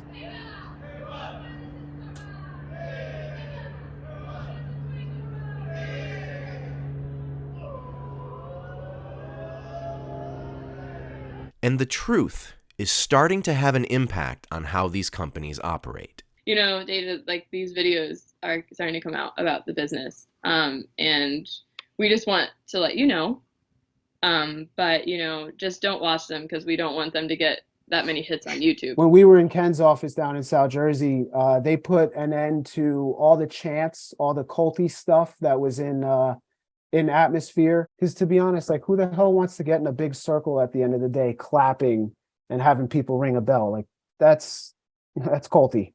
It's easy to look at the people going door to door or standing in a big box store and call them losers. Or look at people believing they can get hired to become an entrepreneur as just idiots. But everybody is getting scammed here. Are there people that are the right fit for this business? Absolutely. There are definitely people out there that are not good people or that do not have enough integrity and credibility to protect themselves from harming people, right? Yeah, those people exist, man. They're everywhere. I'm sure that a few of the people at the top or whatever know what they're doing and understand this is a law of averages, and I am literally burning through people, but I don't think most of these owners, they don't get that. They really think that they are giving people the greatest opportunity, and they're in a slow process of realization that they didn't get a great opportunity. They got sold a shit deal with a 99.999% failure rate, like in every city. They know it's bullshit. You know, they know it doesn't lead to anything unless it only benefits the top people. The people who are successful are the people who understand what's actually happening and convince themselves they're okay with it. The people who aren't successful are either people who understand what's happening and they want to get out of it, or just don't understand what's happening at all. Like there'd be people who maybe don't speak the best English, or who, you know, are genuinely good people that don't understand, like they're just buying your lies. And by the end of it, like they really feel like you've helped them. High school and college students are not learning anything about predatory employment scams and the dangers of multi-level marketing. Many of their parents are likely happily involved in MLMs themselves and view them as nothing sinister. My dad and my mom actually, back in the day, got themselves into an Amway pyramid scheme. And they never told me until after I told them all of this, after I quit. And I was like, you guys, like I literally was in the same thing. Like, how did you not see the signs? I have never experienced an MLM that is branded like this. Like typically we're told, things like Avon, Mary Kay, like when you buy into it, that's what it is. But this is worse because this makes people go broke. This makes people uplift their whole lives. Many colleges and universities end up steering their students directly toward these scams by welcoming Devilcorp companies to campuses for career fairs and speaking engagements, having no clue that they're not offering jobs to their students. They're offering an all-consuming, life-altering, mental health-ruining, predatory scam. You can find jobs that treat you like a human being. You can find jobs that treat you with respect, that where you work 40 hours a week. The year I left the business, I bought a house. I paid for my wife to start going to college again, get a master's degree. Paid for flights to go to Florida. We went to Harry Potter World. A lot of the things that people in the business say, well, this is my goal. This is what I want to do. This is why I'm sacrificing now. I did it the year after I left the business, which has always stood out to me as like, that's kind of ironic. My first paycheck alone, just training, was higher than any check I've ever received working at Sidcor. And I was like, I'm almost kind of kicking myself, like, why did I take so long to leave? I reconnected with people who hadn't talked to, and like my best friend, I used to message her at least like every other day. I didn't talk to her for a solid year. I didn't send her birthday gifts. I didn't send her Christmas gifts. I ignored her texts. And I got to mend those relationships. I actually live with the girl who I moved out from back before. We live together again. We've kind of mended that as well. I think a lot of people were worried about me, but they also realized that I wasn't listening to them when they said anything. Like I still had those walls up where I was like, no, you just don't understand. I have a 401k, like I have all the benefits, everything that you should expect out of a job, but Smart Circle tells you that you don't deserve any of that. So like whenever I was going through the field, I was like, how dare I ask for insurance? How dare I, expect that my employer gives me PTO? How dare I take a vacation? And I think that that's what kept me so long, was just the idea that I couldn't find a better opportunity. When in reality, they're everywhere. I'm going to be making more this year than I made in 3 years. In 1 year. By working for a company, I have a boss in charge of me, and they pay me to show up. It's okay to not be a CEO. You have the better part of 3 generations raised on celebrating the idea of working more and more hours for less and less from their employer, normalizing going to nearly superhuman lengths to hustle early in life instead of crafting out a career over decades, and accepting worse and worse working conditions for a stagnant wage. In that landscape, the worldwide pandemic that is Devilcorp makes complete sense.